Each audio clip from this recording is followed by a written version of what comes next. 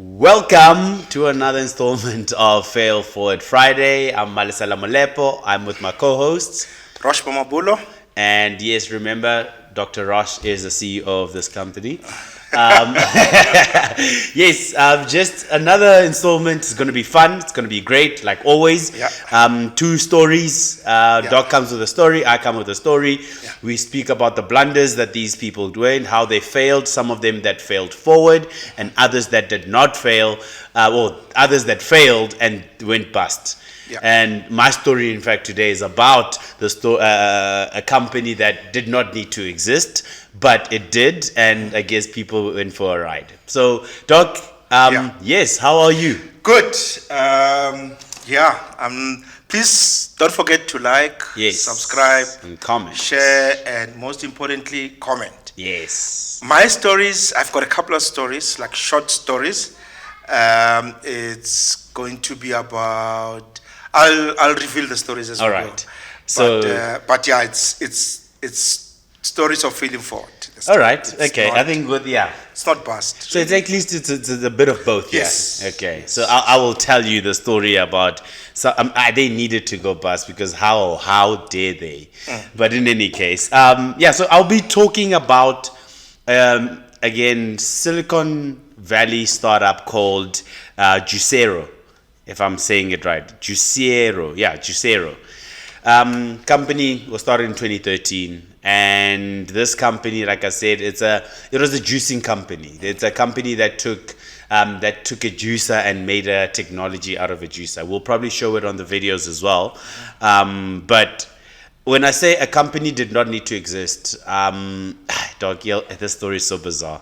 In any case, so this company started in 2013, and it got hype quickly. It got hype, and I guess it was back in the days where free money was a real thing in the US, where people were just getting funded for the next random idea.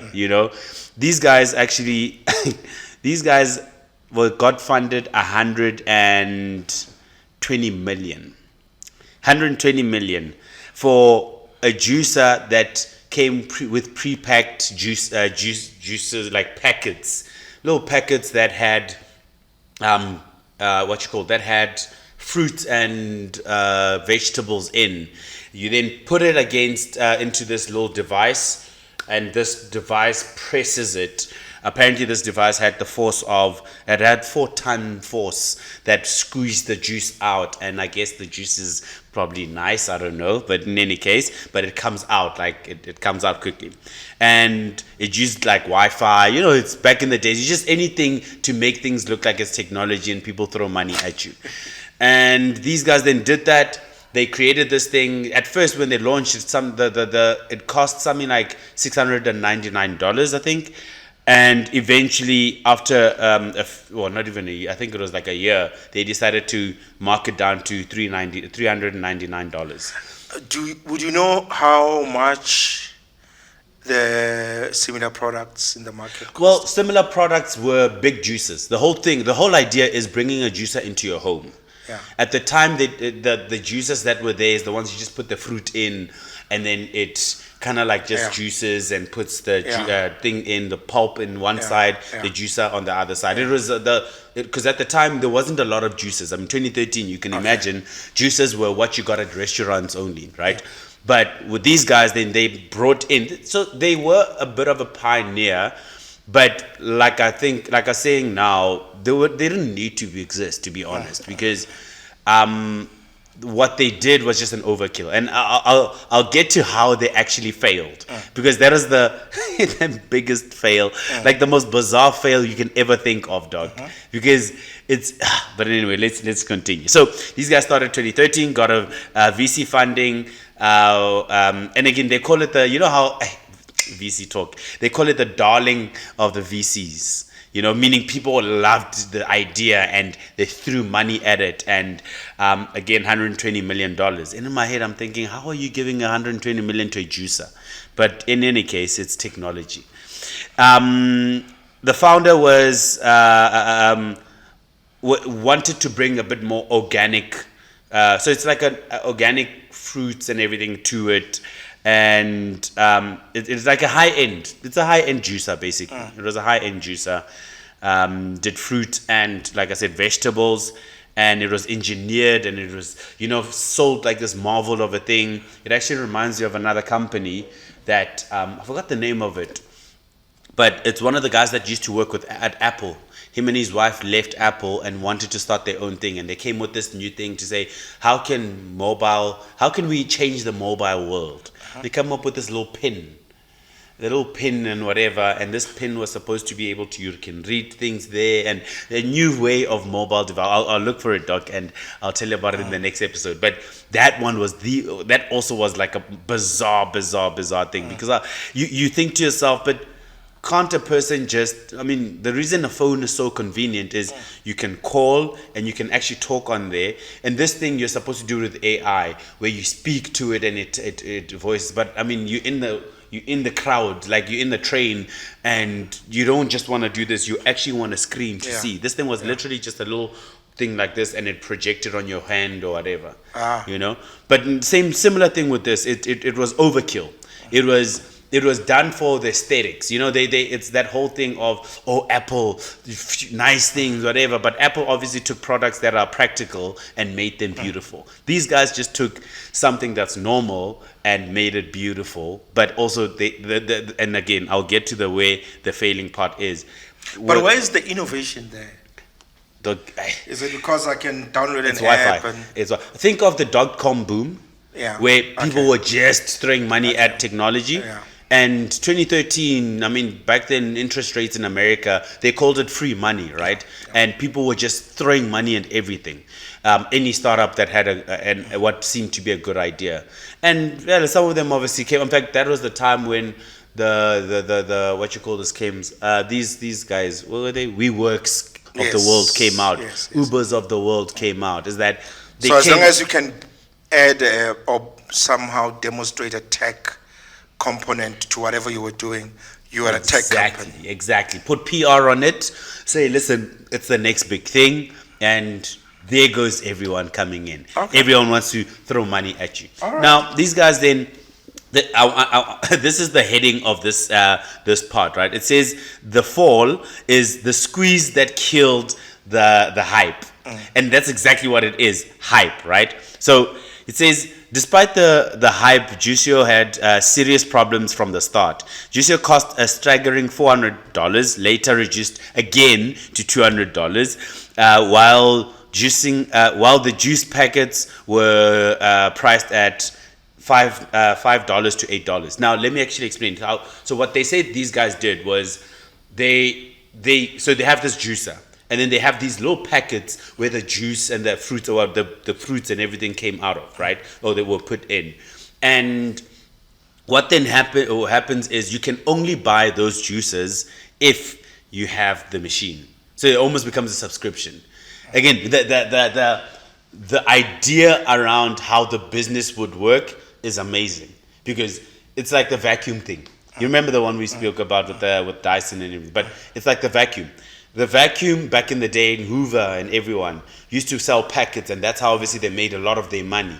Obviously servicing the Hoover was also one of it, and buying sales, once-off sales was another, but the biggest one was the obviously recurring amounts of money they got from just getting the reusables bags. So it's like when Gillette came and they were selling the stick, but also the razors, and they were making more money from the razors. Yes. Yes. So the machine required Wi-Fi to work. Again, the tech inside of it, connection, and even just to operate, it needed Wi-Fi, right? So it means that you cannot just take it where there is no Wi-Fi or whatever. You had to have internet connect to it. Then customers soon discovered that they could squeeze the juice packets with their bare hands.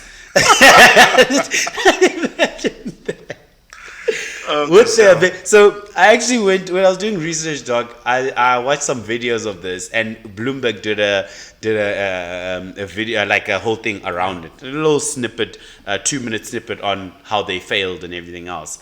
And it showed this guy, they're putting it in, and oh, this is going to be 4 tons of pressure to close this thing out. And it's showing it's juicing in there, and it looks nice. You know, green juice, whatever these healthy juices look like. And then after that, he took the person next to him. So they did all of this, the demonstration. And the person went there, took the packet as this thing was juicing, and just went. They just went in there, shh. He took 2 glasses, put them the same there, and said, "What is the difference?" And I was like, these guys, Wow. did they even? So what they had, and it looks like what they had sold it as is that there's real fruit inside. Yeah. Maybe there is, I don't know. But when the person squeezed it, he just squeezed juice out. Meaning, I don't know if there really was even juice in there. It looks like they just did, shh, and that's it. So it says, so the final blow came with Bloomberg in 2017 when they exposed this whole thing, you know, showing that juice packet worked just as well without the machine. Ouch. A viral video demonstrated a person easily squeezing juice out of a packet by hand, as I was saying now. And Juicero high-tech press completely was realized to be unnecessary. Like, dog, it's so ridiculous. It really is so ridiculous. I mean, how many times do we see, and look, maybe it's not happening as much now because free money is not a thing at the moment, but how many times do we see people in America just going for hype? Or no, actually, not even only in America. I'm sure in South Africa we've seen something similar. So, I mean, remember there was, speaking of juices, sometime last year, if I'm not mistaken, there was one crazy weekend where there was this juice that kids or people just went crazy and started buying it. I remember I was away on work for a weekend and I was tired, so I switched off that weekend. Come back on Sunday, and then there was this hype about the juice. Only turns out there's nothing special about this. It's Prime. Prime, yes. Yeah, Prime energy drink or hydration drink, as they would say. Yeah, I mean, exactly. Oh, because actually, funny enough, it was YouTubers obviously that started that brand, right? And I think it's the hype of the YouTubers, which actually come to think of it, and a lot of people actually lost money on that. A lot. I mean, Checkers started selling these things. They actually made a loss. A friend of mine, they distributor in Limpopo, and they also lost quite a lot of money on that because I mean, you're buying this thing, you're importing it from America, but it's the same as drinking a Powerade. But you're importing it for much more, and the hype is obviously around these 2 YouTubers, and those 2 YouTubers made a killing, started advertising everywhere, right? All for something that actually was just a normal drink, that is a hydration drink, that was hyped by 2 YouTubers. but I mean, then there's something to be said about that, about hyping things. Yeah. Because clearly, done right, you can sell something worth more just by hyping it. Yes. Yes. And unfortunately, a lot of people don't ask questions. Yeah. They look at what, it's more like mob psychology type thing. Maybe What is mob psychology? Maybe mob psychology is a bad word. But just, they call it the herd immunity, where we just go because everybody says. The crowd. The crowd, yeah. I mean, again, we go back to Maslow's hierarchy of needs, to be part of a group. And that's just what people want, right? They want to be part of society. And if this person that is cool is saying, go drink Prime, I will go drink Prime. If I have to get a Juicero because a celebrity has juice, and I'm sure these people, I mean, $120 million is a lot of money. They probably marketed the hell out of this thing. And with probably celebrities and everything. And what happened? People probably went out and bought it. Because in fact, I'm thinking of it now, the fact that you got 120 million, it's not like they probably gave them an idea. They probably did it, and over time, people had been buying it because it's the hype thing, right? And then what ended up happening? Boom. Peloton, the same thing. Peloton was just a bike that had a picture or a treadmill. In fact, a treadmill that you can see your instructor on the other side. But you can put a TV there. You can put a cycling. In fact, what's that other old, those other Taibo? It's basically just Taibo, but here for bicycles.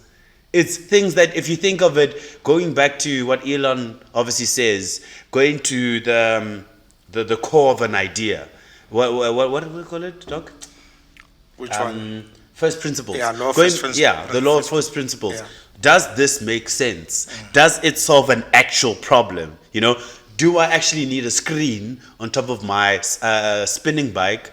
Because, you know. So is it similar to the Y2K hype? Yeah. Because, I mean, Y2K was also just one big hype. It frenzy, was one, yeah. And it turns out that our clocks worked very well. I mean, and that's exactly what that is, Doc. Because what makes a date? I mean, how is a date connected to clocks? Like how? It's not like clocks work with gravity. Like, You know, I mean, it's quite interesting what hype does. I mean, from a tech point of view, you then have those type of things yes. where there's people coming up with a remote control juicer, which actually it's not solving a particular problem, except that it's fitting into a particular hype. But you also remember with church members who felt a particular date meant that yes, it's the end of the world in 2012. In 2012. Yes, I remember that day. And they believed it so strong. Yes. You know, and it turns out that it was actually not true. Hey. So it's quite interesting what hype, and I'm sure there's a way that it gets distributed. It's there FOMO. has to be. It's a psychological thing, Doc. It's FOMO. But I'm saying somebody needs to know how to build it up. Yes, I get you. You know, plan it. Yeah. You know, and if you have people who don't ask the hard questions of what particular problem is this solving, and is it necessary? Is it making life easier? Is it making life more efficient? You know, if no one is asking those questions. Because when I saw this prime juices thing, and kids were, you know, forcing their parents to buy. Do you know how much it used to cost, Doc? At its highest, how much it cost per bottle? On the secondary market, it was, I mean, when you could actually order it on Take a Lot for like 600 Rand for one bottle. Are you kidding me? One bottle. And people actually went to the extent of buying like a few cases, selling them for over 1,000 Rand per bottle because of hype.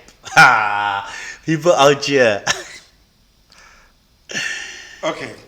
Yeah. Doesn't make sense. It really doesn't. I mean, hype doesn't. In fact, and that's the amazing thing, I guess, about psychology. Psychology, I feel like, is probably one of the most amazing studies anyway. Because, I mean, psychology it doesn't make sense sometimes.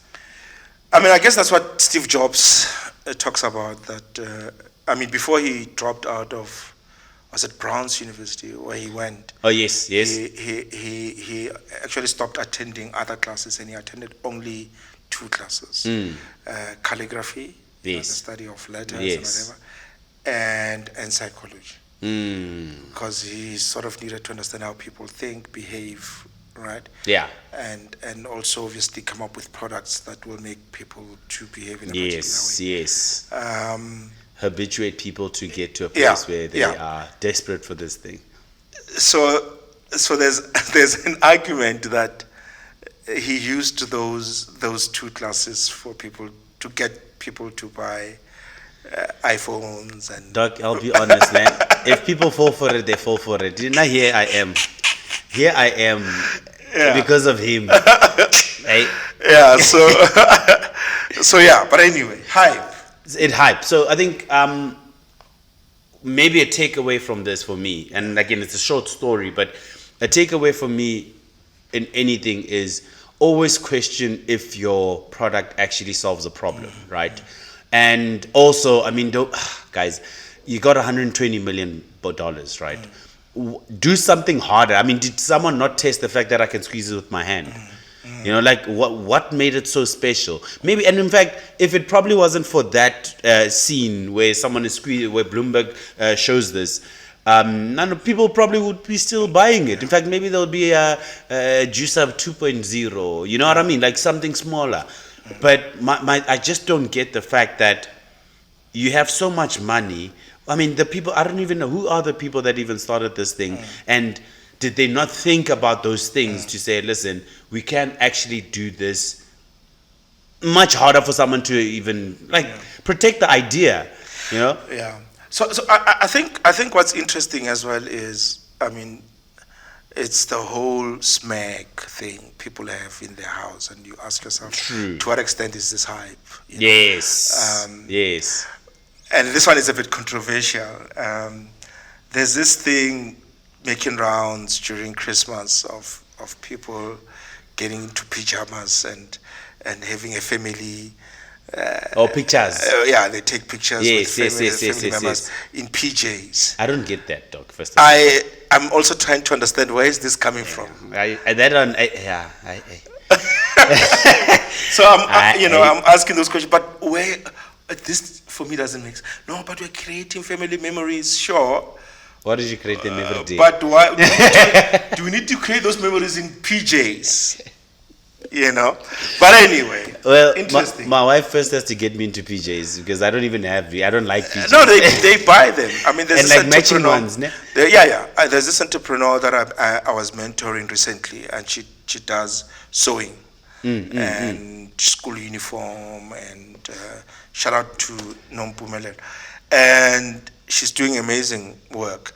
And part of her product offering is she does nightwear, you know, PJs, silk ones, and what. And then premium. Premium, yeah. And I think she can even embroider Yes, whatever. yes. So I asked her, so when, at what season do you get to experience high sales for your products? And she says, with the nightwear, it's in December. This past December, she made lots of money just based on the nightwear. Because people were buying. So I'm teasing her. I'm like, I'm definitely sure the people who are buying are the ladies who are placing an order. 100% for everyone. For everyone. For everyone. I think my Yeah. sister actually does that. Funny enough. Now, Is it? Because I doubt there's a guy. I might be wrong. Ish. I doubt there's a guy who's like, I'm looking forward to this year's for Dog, maybe PJs. try it. No. No, just imagine that. Anyway. Okay, maybe let's move over to yours. Oh, okay. But it's an interesting story. Yeah, and it comes back to hype. Yeah. I like that. Okay, so my story is a bit. I have a couple of stories. Yeah. But this one I'm gonna spend a bit of time on it because Okay. I think it's the foundation. And I think what I found interesting is when innovation comes from unexpected or unfortunate situations. All right. So you have these two brothers, German brothers, who at their youth they were inseparable and very sports enthusiast, right? And they then their dad taught them how to make shoes. Yeah. Right. And so they both learned the skill. Quite, typically with brothers, you have one who's more reserved and quiet, and you have another one who's more outgoing and charismatic. So these two brothers learn the art of making shoes. They work in their dad's shoemaking business, and they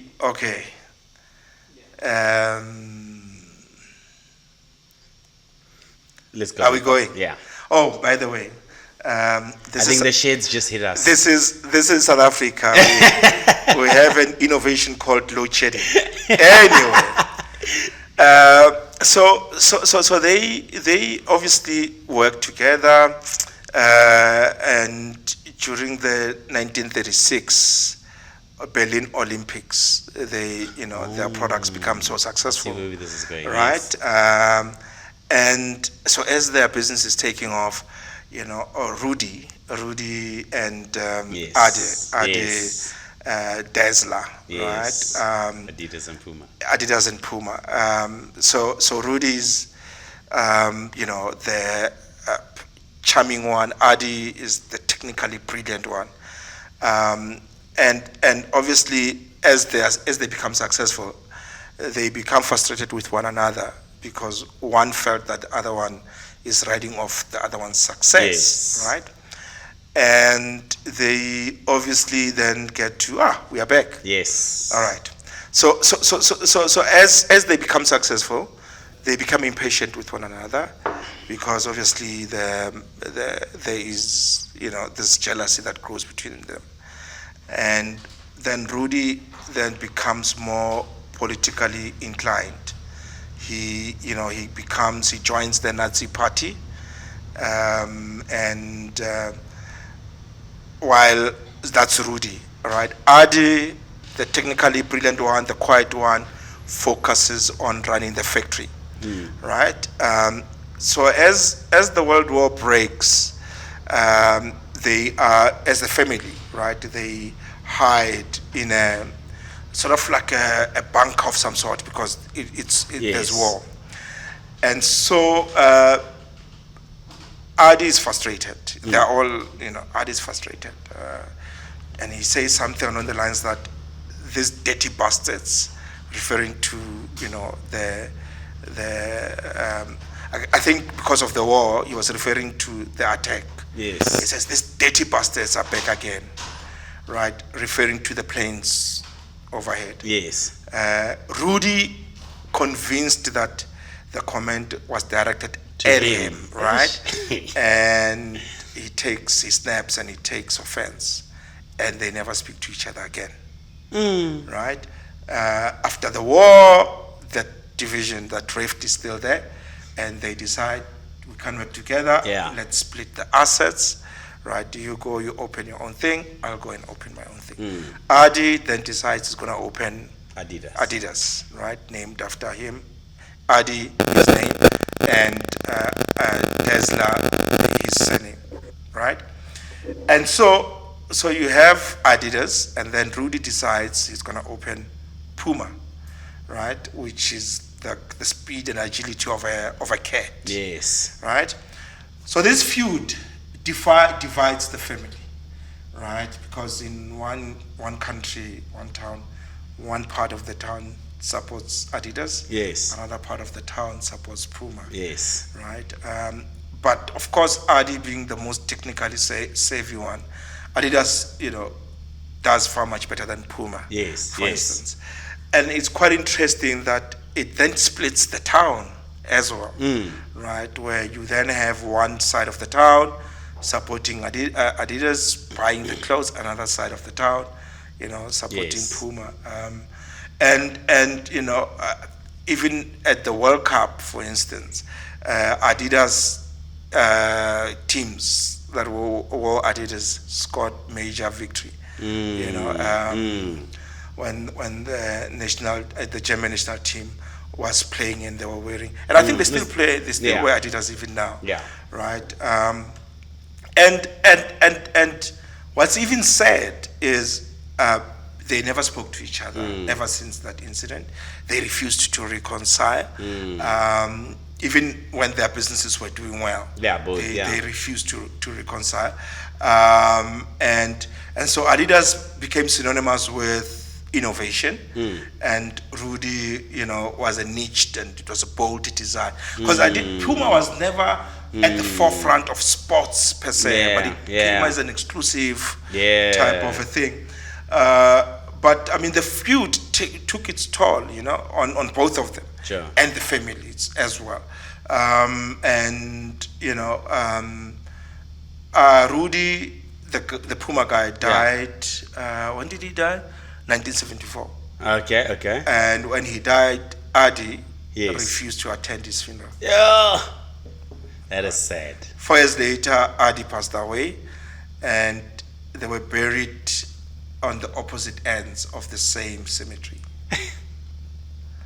Right? Yeah. That even in their death, they're still, divided. But I think for me, I mean, what comes out is, of course, innovation. I ask myself, if they didn't fight and they were still working together, in their father's shoe factory, what would have come from it?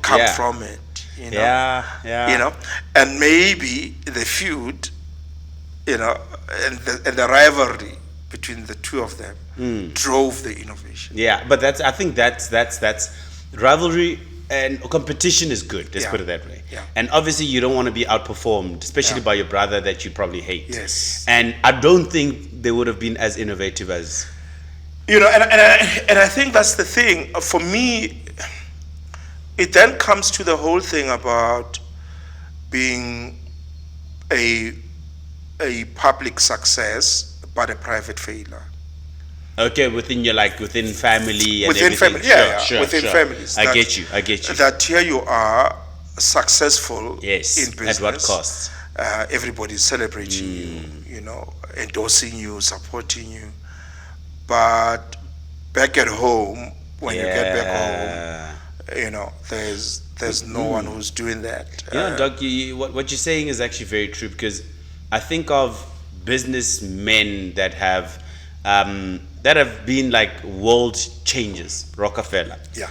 Rockefeller, his children loved him because he had that what's the word? That balance, right? And then I think of on the other opposite side, we get the guy that I mentioned the first episode of Fail Forward Friday, the American genius that started the transistor. Oh yes, Shockley. Shockley, yeah, William Shockley, and he was like complete opposite. In fact, the only person that ended up loving him at the end of his life was his second wife, because she understood him. Not even his family understood him. I mean, the man asked for a divorce on his wife's sickbed when his wife was suffering from cancer. Like, I mean, and it's very important what you're saying now, to say at what cost is this is your success, because somewhere somehow it has to cost something. And I think that's the thing. I mean, if you were, I mean, and I think then we need to look at.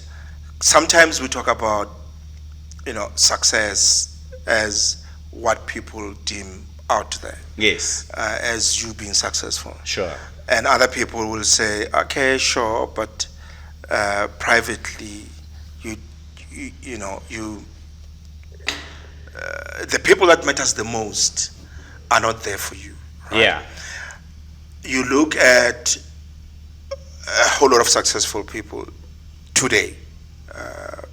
Bill Gates, built this massive thing. Yeah. But privately divorced. Yes. Jeff Bezos, right, built this amazing thing, privately divorced. Warren Buffett, laughing to beds, separated with his wife.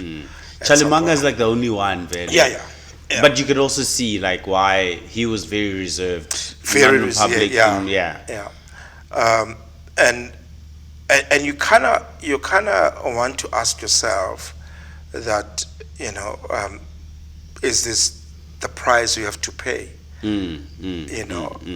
Are these two, private success, public success, are these two mutually exclusive?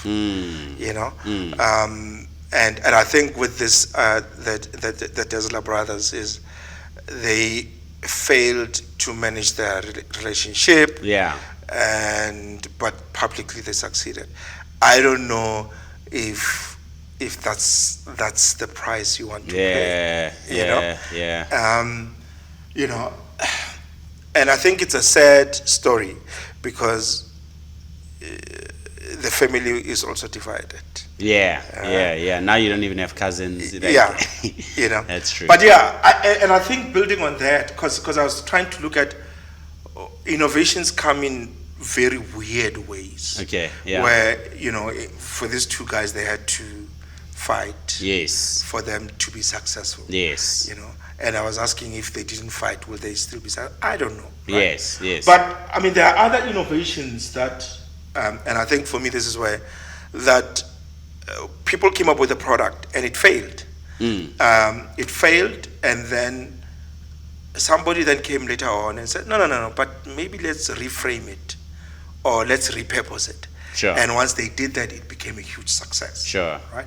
And a case in point is the Post-it notes. right? Okay. Right? I mean, in 1960, the guy who came up with this, Spencer Silver, was a chemist at 3M, right? Okay. The 3M company. And Yes. he was trying to come up with super strong adhesive. Yeah. Super strong. Super strong glue, basically. Glue, basically, yeah. And instead, he accidentally created a weak, reusable adhesive that didn't seem to have any practical use at the time. Oh, And that's for years, this formula was not working. Yeah. It sat in the lab, was not working. All right? That's cool. And then somebody came, Arthur Fry, also a colleague Yeah. at M3, frustrated that, he's got this, this book, with your notes. Yes, Like he was singing or practicing during choir. So you've got this thing. So he puts his notes there. Yes. And he wants something to Make mark, them stick. Yeah. bookmark, Yeah. right? And whatever he used, it used to fall off. Yes. Right? And then that always frustrated him. And then he saw this formula and he was like, oh, okay. So actually I can take this and I can stick it on the thing. Yeah. And then I'm able to go through my notes, right? And it sticks. And suddenly, from then on, right, they then decided, oh, okay, so this thing has got Doc, juice. that didn't stick. Okay, You got yeah. the fake ones. No, it does. It does, right? Okay. So, and then later on, they tried it out to Yes. people, and they gave it to people for free, and to see, and people loved it, right? And they started using it. There's innovation everywhere. There's innovation everywhere, and I'm also using it on my books, Yes. right? And I think this is one innovation that failed at the beginning. Yes. Right. But it was failing because of the perspective. Yeah, because it was looked at from one angle. Yes. And I think at that particular point in time, you don't know any better. Yes. Right? Because you are trying to solve for this. Yes. All right? You're trying to solve for X, and X is not solvable. Yes. And then because it's not the solution to this X, then you throw it away or you see no use of it. Yes. Right? Yes. Until someone later on comes and says, no. In fact, instead of using it for this, which it failed, let's reframe and re-look at it to use it for, as a sticky notes. Yes. For bookmarking. Yes. And then that way it works. But during the conception of the idea, Yeah. you didn't. Yeah, that's actually very interesting. Right? You see, there's a mistake then. Yeah. So, I mean, here's an interesting one. So I have about 2 or so to go. Here's an interesting one, and don't laugh. Now, Doki, what do you mean I wasn't laughing? I'm gonna laugh now. Okay, let's hear it, Doc. So early in the 1990s, Pfizer was testing a new drug, sildenafil. It's called sildenafil. And it was as a treatment for a sickness called angina and hypertension. So they were looking for this solution for hypertension.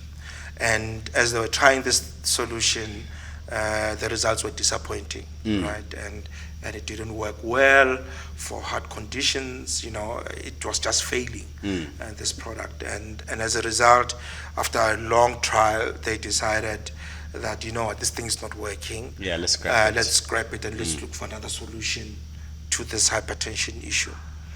And so before they scrapped it, as they were doing the clinical trials, right, male participants reported unusual side effects to this thing. And those side effects were improved erections. The blue pill. So Pfizer scientists were intrigued, but faced a dilemma because we were trying to solve for this. Yes. And here's this Side effect. So what do? It's not working here. Should we pivot? Right. It did. So, helping men all over the world. Yeah. And of course, then Pfizer took the risk and rebranded sildenafil as Viagra. Yeah. Right. And it became one of the fastest selling drug in history, But they were, it was an accidental solution. They were not looking for that. They were solving for hypertension. So what they actually discovered was men have problems. Yes, during clinical trials, they then but it solves this problem. Yeah. Right? And I think that's the thing with innovation, because you always look at innovation or introducing new products and they fail in one instance. True. Right? True. And I mean, this was even before the whole pivot thing. I was about to say, fashionable. actually pivoting, that was like back in the days. Yeah. That was pivoting. Yeah, that was pivoting. Yeah. Yeah. But you are not, this is not a solution that you are looking for, right? But accidentally you bump into the solution. Can I ask you, Doc, do you think those are the best kind of solutions? I think so. I think so. So Malcolm Gladwell, in one of his talks, he talks about conceptual innovation and I forgot the other innovation. So so he says conceptual innovation, experimental innovation. Oh, yes. So you've got conceptual innovation and you've got experimental innovation. So conceptual innovation is we are trying to solve for this issue. Sure. In this case, we're trying to solve for hypertension. So that's what we are working to. Conceptualizing to solve. Yeah. Right. We get there, we don't get there. Yeah. Right. Sometimes we don't get there. We're unable to come with a solution. Experimental innovation is we are just tinkering. Yes. We don't know. We're just What we can running get. a series Yes. of experiments. Yes. And whatever we get to works great, And he gives a whole lot of. There's a song, I forgot who sang the song. Hallelujah, hallelujah. Oh yes. Right, I forgot who sang that Yes, song. And yeah. that song was a flop when it came out the first time. It was a flop. Nobody listens to that song at all, right?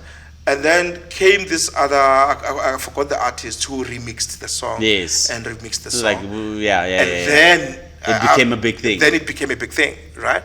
So that's experimental innovation. So you're just tinkering with this thing, you're playing with it, and then boom comes this thing. So and I think there's two approaches to innovation, right? There's the conceptual, and then there's the accidental experiment. Yes. And I think as innovators, entrepreneurs, we tend to look at it from just a conceptual point of view. True. And actually, you might find that as you're trying for this or you're solving for this, there might actually be another use. For that, right? So here's another second last.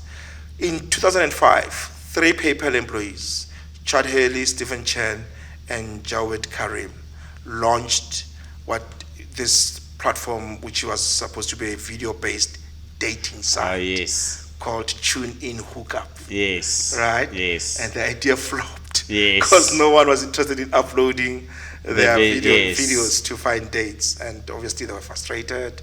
But they actually, as this thing was not working, then they picked up a strange phenomenon. Yes. Where they noticed that people were, instead of uploading their pictures, they were uploading videos. Yeah. Their videos. Yeah. They saw people uploading videos of Random. their cats, random things, right?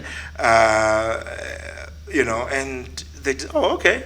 So we thought this is what we wanted. It didn't work, but here's how people are using this thing. Yeah. And then they decided to call it YouTube. Yes. Right, where people can upload whatever they wanted to upload. Back at home, in the continent, M-Pesa, for instance, when Vodafone and Safaricom launched M-Pesa in Kenya in 2007, the idea was making it easier for people to repay their loans. That was the idea. Okay. Right, so let's create this platform where people can take loans and then make it microfinance, where they can then be able to repay it. But pay with what? I think with their phones, whatever. Okay. So that if you take a loan, you don't have to come pay physically or whatever. Yeah. Let's find an easier way to pay. You can transfer with your phone, and you pay your loan. And I suspect back then, probably one of the reasons for the loan defaults was, just the process of paying. It's just a tedious, difficult thing. Sure. Right. So let's find, if people can't just use it with their phones, even if it's not a smartphone, but people can still pay for that. But the initial results were underwhelming. People were not using it for what it's intended for, right, which is to repay their loan. But as they were observing these people's behavior, they noticed that actually people were using M-Pesa to send money to family members and friends. Sure. Right? Not to repay their loan. And was this, and what was this just built into the application, mobile application? I suspect so, even though it was not the intention. Yeah. The intention was if you can take money from this account to that account. Yes. Right. So it was based for yes, that. account to account. Yeah, account to account. account. Meaning loaning, for instance, I can loan you, you pay me back. Yes. In this sense, I'm just paying you anyway. Yes. But now they realize that people, instead of just paying for the bank, for the whoever the microfinancer, they then started sending money to everyone else. Okay, which is even brilliant. Which is cool. That's cool. So I mean, they could have easily said, no, it's not working. Yeah. This is the intention. It's not working. Yeah. And they scrapped the whole thing. But they actually realized that actually people are using it for far more to transact amongst themselves. And that's when they then built the platform properly for that. Yes. Than for just, I mean, you can still repay the loan. I mean, it's quite an amazing thing to experience. When I was in Nairobi 2017 or so. Yeah. It's quite an amazing thing to experience when you see a person pay with their phone anywhere. Yeah. Anywhere. Yeah. And I guess with Apple Pay, it's similar, right? Yeah. I guess. Yeah, that's true. Yeah, there's some, but of course, I can't send you, but I guess I can with a Geo Pay, whatever. Yes. Right. Yes. But it's just from Apple to Apple. It's yes. not even for when your phone it's not a smartphone. I'll be honest, the only Apple Pay thing I've used is that I pay at the shops and whatever, but I've never really sent someone money actually. Yeah, you can, but is it? Yeah, I didn't you even can. know that. Now you can with GeoPay. You can, but I think with M-Pesa it works with any phone. Yes. Smartphone, non-smartphone. Okay. So I look at these stories, and there's more. There's more of the stories. Yeah. Where a product failed, right, for its original intended conceptual innovation. Yes. But there were other uses that it actually became. Radio, for instance. Radio, when it came through in the US, flop. Yes. People didn't want it. There was this big clunky thing in your living room. Remember how people used to consume the news back then? It was through newspapers. Yes. Right? And they would buy newspaper. Extra, yes. And it would come maybe twice a day, in the morning and in the afternoon. Yes. That's how people got informed. And then there was the radio. The radio was meant to, you don't have to buy the newspaper, you can listen to the news. Yes. Right? But it was this big clunky thing in your living room. People hated it. Yeah. People didn't even buy it. They were like, no, this thing, it's just too big. And I think at the time, radio was not even 24 hours. It was still, they had those open channels where there was an open time, and then after a particular time, it closes. So pretty much like TV when I was still growing up. I don't know if you experienced that. When I was growing up, there was a time where you had, I think 9 or something, you had this round watch flower thing that played on TV. It means it's close to time. Oh, the T. Yes. With the yes. I was very young, but yes. Yes. So radio. The guys around the other, they don't know this. They don't know what we're talking about, Doc. Yeah. So the radio was like that until a guy from RCA, which was a TV thing, came and said, no. How about I not televise, but do a live stream, I think, lack of a better word. Sure. How about we live stream a live boxing match? Sure. It was a big fight and sold out. A lot of people could not go there. So it's like, how about we, live stream this fight on radio, so that if you can't go watch because maybe it's sold out or whatever, you can actually listen to the fight live as it's happening in your living room. Sure. Right? And people are like, okay, instead of just listening to news, okay, this I can do. Yes. Right? And and people started listening to live boxing matches Yes, on their radio. yes. And that's how radio became a runaway success. So it was, the intention obviously was news, but then Yes. sports was Yes. actually what made it Yes. what it is. So initially it failed. Entertainment. Yes, initially it failed, but as they tinkered it around and moved, from the original intention Yeah. to something else, it became Sure. a runaway success. Sure. So for me, I think some of the lessons that are coming there is failure is a stepping stone. Yes, yes, it gives you perspective. Yes. Each innovation started as a failure, but at some point, as you sort of reframed or relooked at it, or it became, a success. So sometimes it's about reframing the solution, not Sure. just looking at one thing. Just the same as how you reframed radio into this podcast, Doc. Yes, well, yeah, something like that, right? But also listening to the market. Yeah. Listen to the market, observe how the market is using Yes, your product. yes. Because sometimes they might be using it for something else than what you thought today. True, And then, pivot. It actually reminds me of that, the lean startup talks about that, right? Yes, To say yes. that don't be bogged down with your own original Yeah, yeah, idea. yeah. Because let the market, let the people that are going to use it actually decide how they're going to use your application. And yes, and I think Eric Chris has done a very good job. Because I think one of the mistakes that we do, and Steve Jobs emphasizes this quite a lot, he says as entrepreneurs, we tend to start with what we think the market wants, or what we conceptualize as a solution. And we come up with this solution, we build the solution, and we put it out there, right? And we think people will buy. Sure. And actually people have their own, usages or view of Yeah. the solution. Yeah. And they would reject it outright, or they won't use it with the intended purpose. They will use Sure. it for what they deem it to Yes. be the purpose. And therefore, you need to be open to pivot. Yes. Right? So you need to be open to experiment with what the customers want or what the market wants. Sure, and sure. be able to pivot according to what the market wants. Yeah. Right? And be open to serendipity. Be open to these unexpected outcomes. Yeah. Yeah. Especially if you are introducing, you throw it out there, it can develop a life of its own. Yeah. Allow it. Yeah. Allow it and play with it and experiment with it, and you land where the market wants it to land. But I think also persistence pays off. Like success often comes from multiple iterations and Yes. and setbacks. So Yes. it's this back and forth. Yes. So don't just be hung up on this is the idea, it needs to work this way. Yeah.